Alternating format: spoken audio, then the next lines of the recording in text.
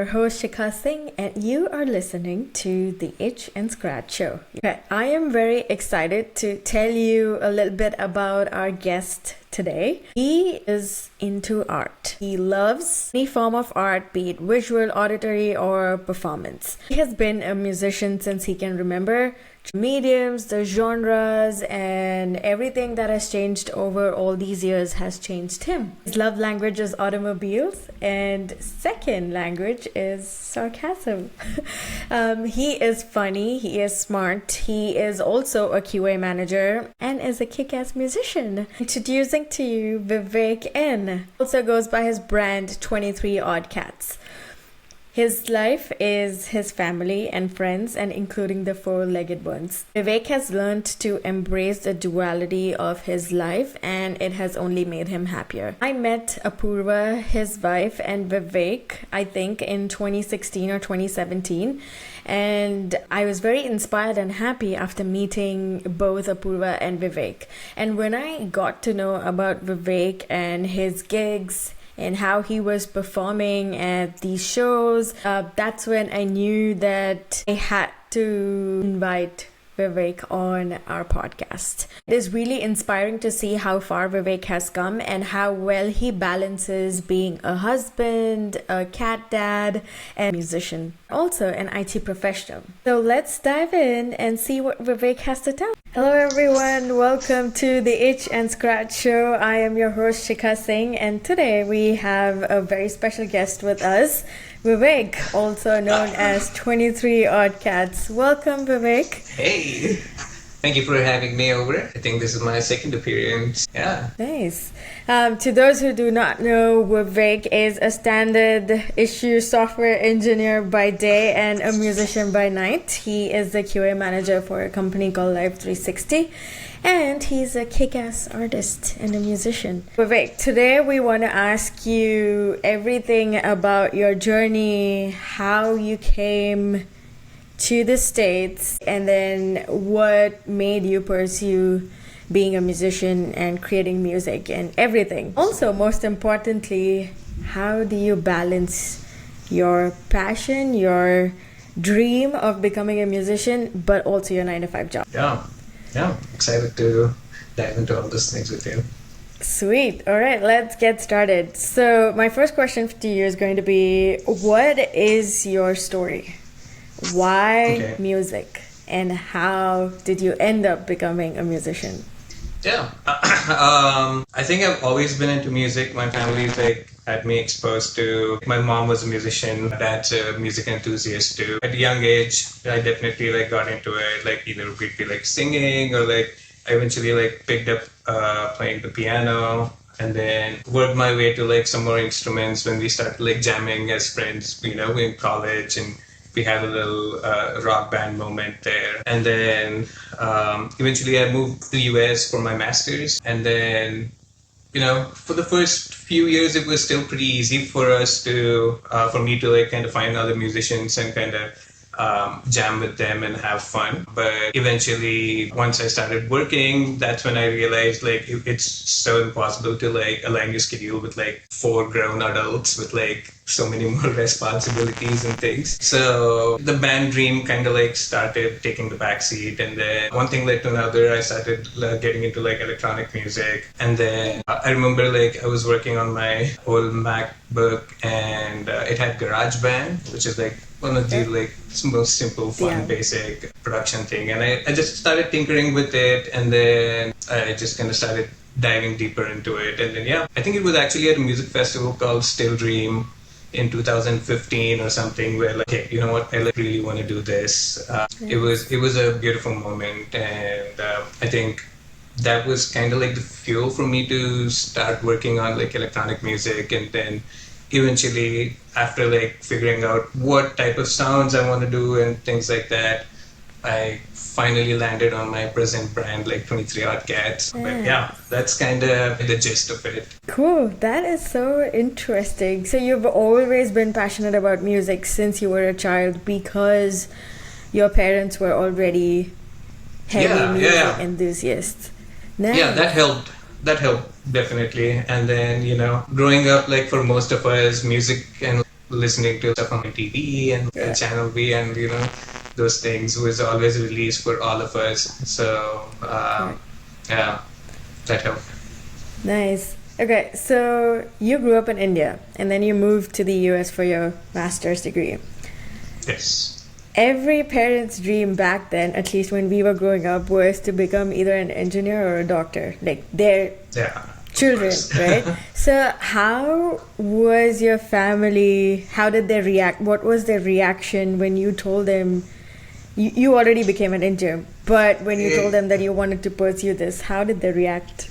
So, to be honest, like for the first time, like say even back in India when like we were working as bands and stuff, there was some pushback. Like they never saw it as a career, to be honest. They would try to like meet me halfway, saying, get settled into a job, get your stuff together, and then you can invest more time into your passion. And I was like, I mean, maybe that kind of does make sense. So I wouldn't say they dissuaded me to make a career out of it, but at the same point, they did knock some sort of sense into me. And then after moving here, same thing. I got into a software job. It's a very well-paying job, and then you like it or not, for an artist to kind of replace that level of income is not so easy unless you really blow up.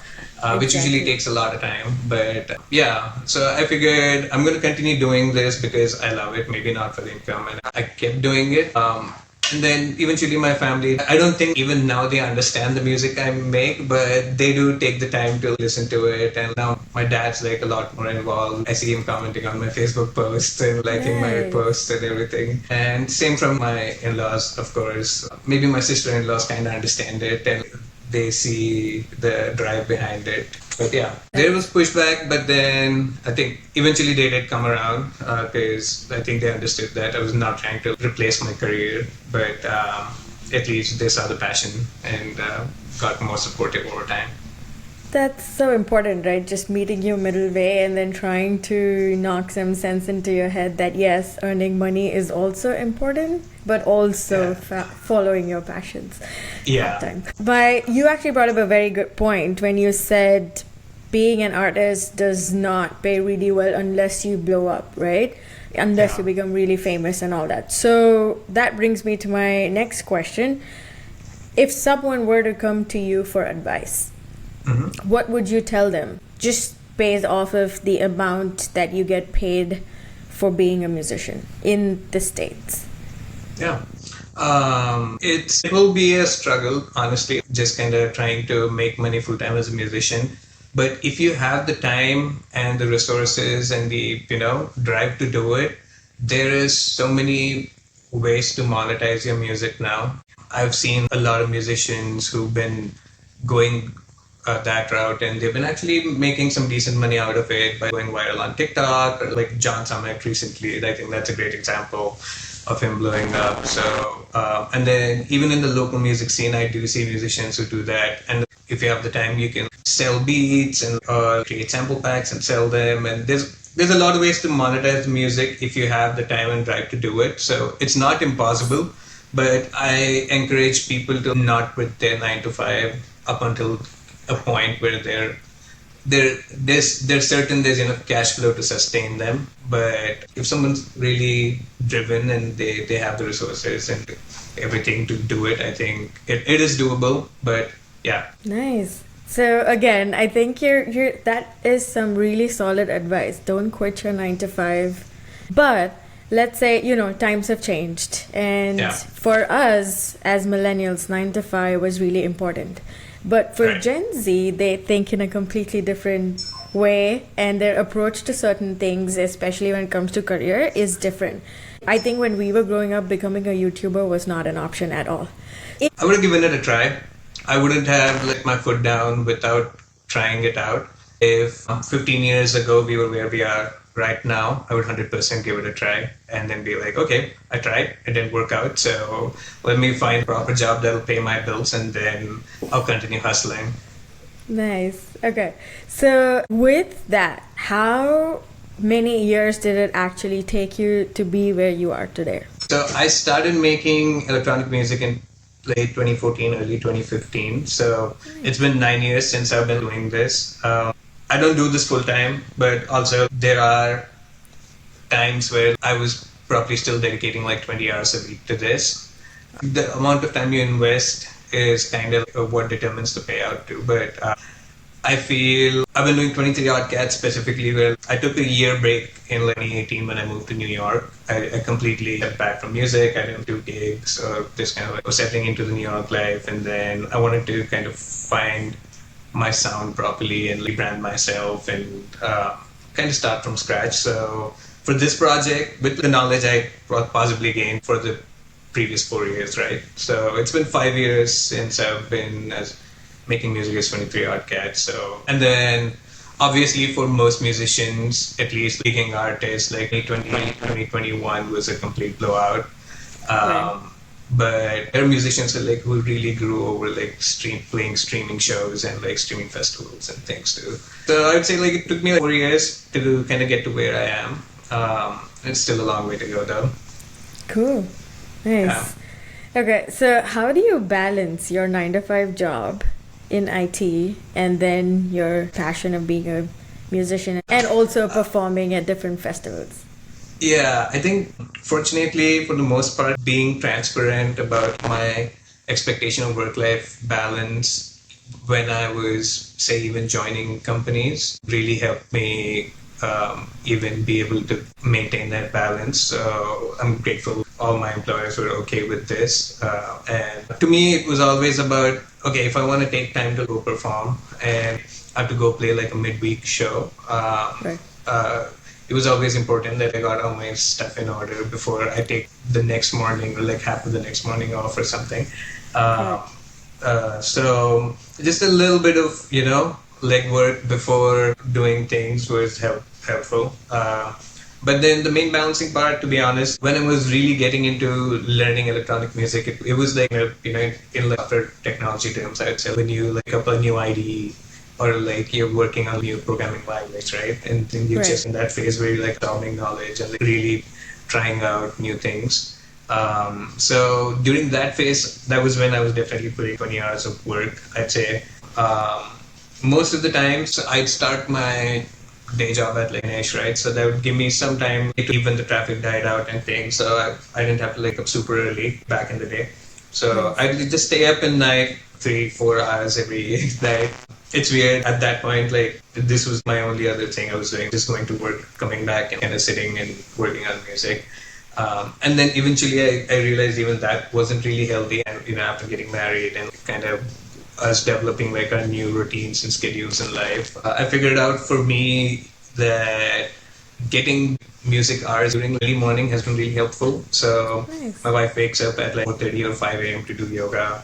Wow. And then I usually am up with her, and then I have an hour and a half now to just kind of sit and work on music. And I find that's the best time for me to sit and make music too. And then again, I'm in Eastern time, and then I work for a company that's in Pacific time. So I don't start until almost 11, some 10:30, 11 during the day. Nice. So I have time to like really get so much stuff done.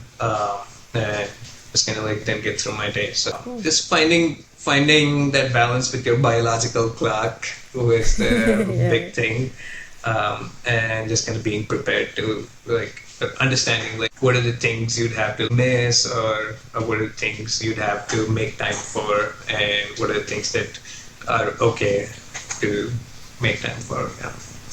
Cool. Nice. So communicate with your employers and then find a routine and then stick to it. Nice. Cool. That is so cool. Okay. So now I know how creative you have to be when it comes to making music and especially performing at various places.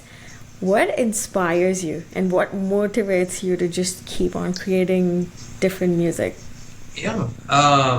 So I think it's like that very typical feedback loop, right? You go to concerts or you hop on SoundCloud or Spotify and then you find new artists. You experience new music, especially when you go out to gigs and you see other musicians. I think that gives me a lot of inspiration. Some of the other things I do find inspiration in is going out in the nature. I think that always helps me getting to a certain state of mind where I can start formulating music.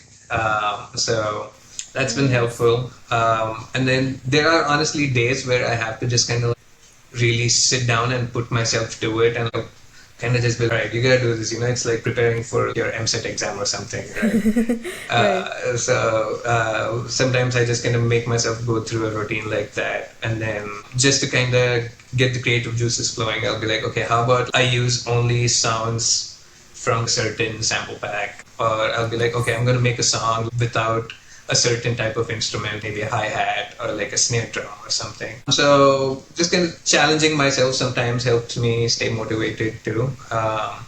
Sometimes putting myself in a box helps me, kind of like forcing myself to be creative. But listening to new music, I think being out there, connecting with new musicians and just kind of thriving off of that. Nice. That is interesting. Very nice. Okay, so my last question to you is going to be, you've performed at so many places. What has been your favorite performance so far, and where was it? There's a few, honestly. I think right now, personally, my last favorite performance, I would say, was for some sentimental reasons. This show I played in January with my friend who passed away. He goes by Adios. So sorry. Yeah, but it was a beautiful show. We had the best times. It was amazing. We both absolutely killed it. I got to hang out with him, and we had such a fun time before the show and after the show.